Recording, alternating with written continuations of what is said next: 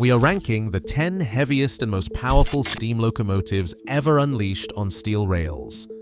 From bizarre mountain climbers that could outpull their own weight, to rigid Soviet failures that tore rails apart, to legendary giants that sparked a century-long feud over which locomotive truly ruled the rails.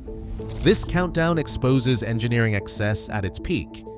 Every spot is earned by sheer mass, raw, tractive effort, or the reckless ambition to outmuscle physics itself. Some of these machines worked miracles. Others left twisted metal and shattered egos. At the very top, the real champion is not the celebrity you think. Let us kick off the list with number 10. In 10th place, the Shay locomotive proves that raw weight is not the only way to muscle up a mountain. Forget speed. This beast was all about torque. With a 3-truck geared drive, the Shay's power did not go straight to the wheels. Instead, it was multiplied through a web of bevel gears, turning every revolution of the engine into brute pulling force. The result was a 200,000-pound logging engine that could drag 10 times its own weight up grades as steep as 7%. That is a vertical wall by railroad standards. The Shay never exceeded 5 miles per hour, but on a muddy, twisting forest track, it did not need to.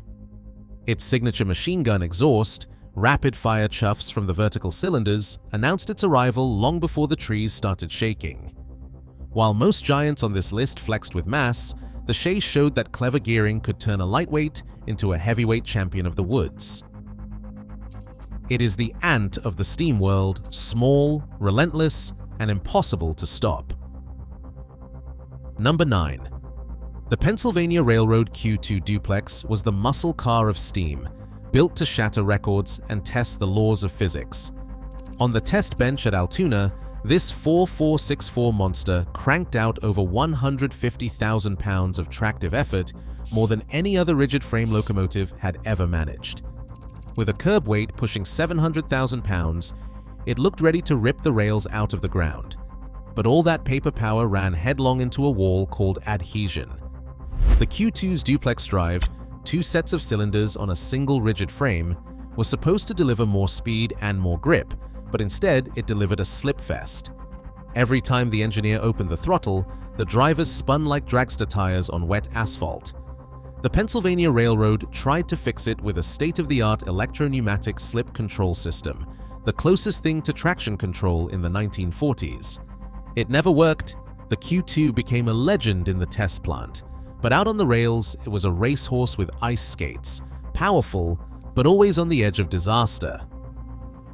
8th place belongs to the Soviet AA-20, the only 414-4 ever built, and the locomotive that proved there really is such a thing as too much. It stretched nearly 33 meters with 7 driving axles locked into a single rigid frame. Designed to haul heavy loads across the Moscow to Donbass line, on paper it looked like a triumph. 1.6-meter driving wheels, a 20-ton axle load, and Soviet pride welded into every seam. In reality, it was a rolling disaster. The AA-20's rigid wheelbase was so long it could not handle curves. Every time it met a bend, the frame forced the rails apart, sometimes so violently the locomotive fell between them. Test runs became derailment clinics, with switches, points, and even couplers left mangled in its wake.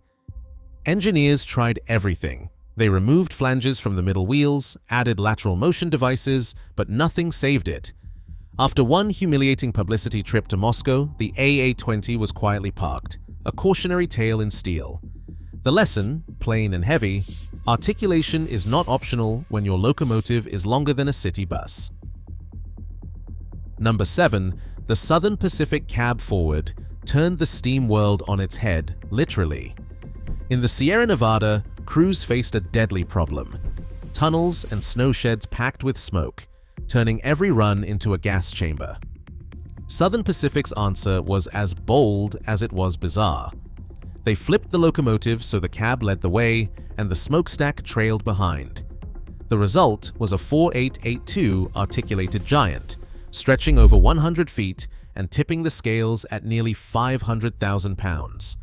With the engineer riding up front, fresh air replaced coal smoke. It was a simple change that saved lives and kept trains moving through some of the harshest mountain territory in America. These AC-class monsters hauled freight over Donner Pass, braving blizzards and avalanches, all while looking like they were running backward at full throttle. The cab forward's articulated frame let it snake through tight curves where rigid behemoths failed. It proved that sometimes the best way to solve a problem is to break every rule in the book. In a world obsessed with raw power, this was engineering with a human pulse. Number 6. The Beyer-Garratt is the articulated freak that conquered continents. Picture a locomotive that looks like a bridge on wheels, a boiler suspended in the middle, and 2 separate engine units at either end. This was not just a party trick. The split-frame design let the Garratt spread its weight across twice as many axles, gliding over tracks that would buckle under a big boy. In Africa and Australia, where rails were light and curves were sharp, the Garratt's flexibility was a revelation. A standard 260+062 model weighed in at nearly 400,000 pounds, yet it could snake through tight mountain switchbacks that left rigid giants stranded. With over 100,000 pounds of tractive effort on tap, these machines hauled massive loads through the outback and up into the highlands, often where no other steam locomotive dared to go. The secret was in the articulation. By letting the power units pivot independently, the Garratt delivered brute force without breaking the rails. It is proof that you do not have to be the heaviest to be the most adaptable. Where others left twisted steel, the Garratt left a legacy of global freight moved with mechanical grace. Number 5 is the Erie Triplex, the steam world's ultimate case of ambition outpacing reality. The Triplex was a 28882 monster, packing 3 separate engines and a bewildering total of 24 driving wheels, enough steel to flatten a small town.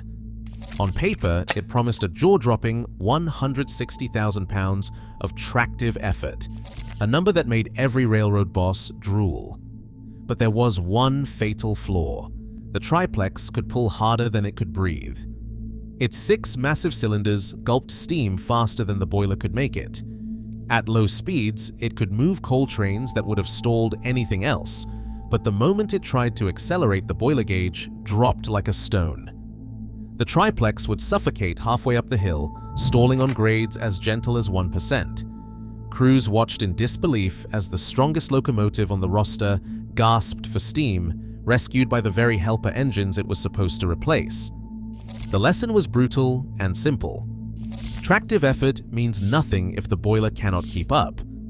In the end, the Triplex became a rolling physics lesson, a steam glutton that starved itself, proving that there is a hard limit to how much muscle you can bolt to a single boiler. Number 4 is the C&O M1, the coal turbine that tried to turn a steam locomotive into a rolling power plant. Forget pistons and rods. This 2664 giant used a steam turbine to drive generators, which then fed electricity to traction motors on its wheels. On paper, the M1 was a revolution. 850,000 pounds of steel, 147,000 pounds of tractive effort, and a theoretical output of 7,500 horsepower. It was supposed to be the future, a locomotive that could outpull anything on rails with the smooth, relentless push of a turbine. But in the real world, the M1 ran straight into a nightmare no engineer had predicted: coal dust. Fine particles from the tender worked their way into the electric motors, shorting out circuits and grinding down moving parts. Maintenance crews fought a losing battle against grit that chewed up bearings and clogged ventilation. The complexity that made the M1 so promising also made it a shop queen, sidelined more often than it ran. For all its muscle, the M1 proved that sometimes the simplest machines are the ones that survive. It stands as a monument to ambition and a warning about what happens when technology outruns the realities of the railroad. Coming to the top 3, the Norfolk and Western Y6B stands as the ultimate workhorse of steam. This 2882 compound locomotive was not the heaviest, but it was the most relentless.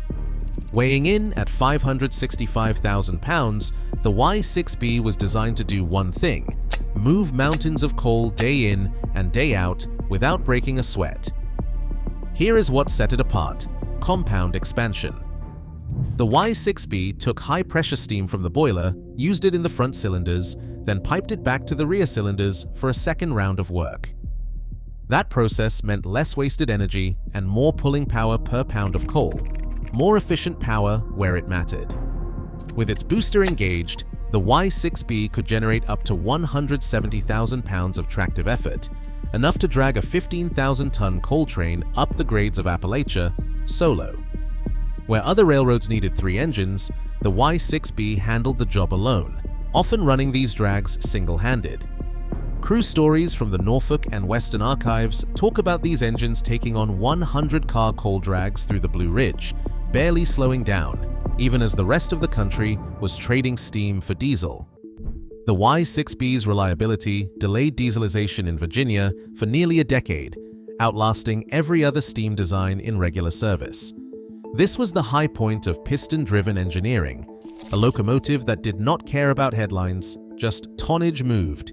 No gimmicks, no showboating, just pure, repeatable power delivered every shift, every day.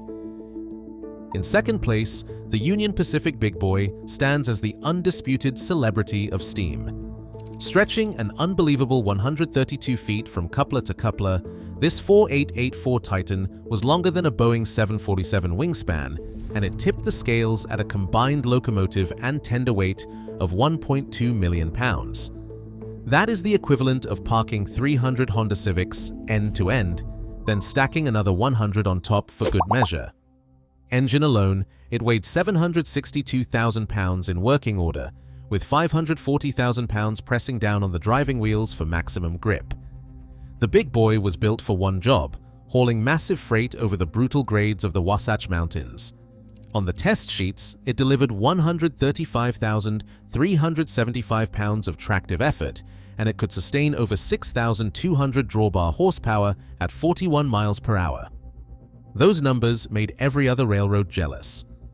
Union Pacific turned those specs into legend, plastering the claim world's largest across brochures and museum plaques for decades. The myth stuck. But here is where things get interesting. For all its fame, for all the parades and postcard shots, the Big Boy's title as the heaviest and most powerful has always been a little shaky. The numbers are real, but the story is not over. The Big Boy may be the king of public relations. When it comes to the final weigh-in, another locomotive is waiting in the wings to steal the crown. And finally, in first place, the Chesapeake and Ohio Allegheny stands as the true heavyweight champion of steam. For decades, the legend said, Union Pacific's Big Boy was the largest, but the ledger tells a different story. The Allegheny's official engine weight tipped the scales at up to 772,250 pounds, verified by shop reweighs and builder records, not just railroad brochures. That is not marketing hype, that is cold, hard steel.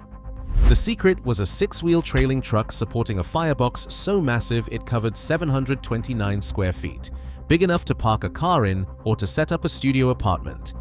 Baldwin's blueprints called for a boiler that could feed an army of cylinders, and the result was a locomotive that did not just match the Big Boy, it outclassed it in raw power.